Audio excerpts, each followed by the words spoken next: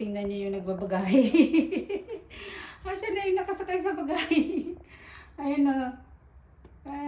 Buhay ng naglilipat. Ayan. Puro kalat. Gagawa mo dyan. Dali tatayo ako, dali. Yan. Ha? Dali. Itak-tak mo. Itak-tak mo.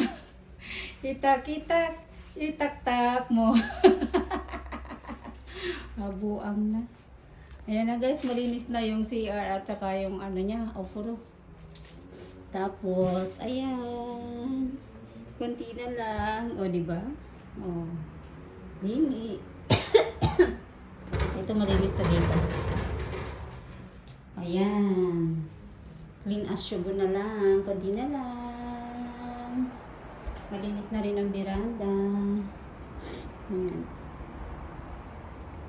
Ito yung dati niyang bahay, guys.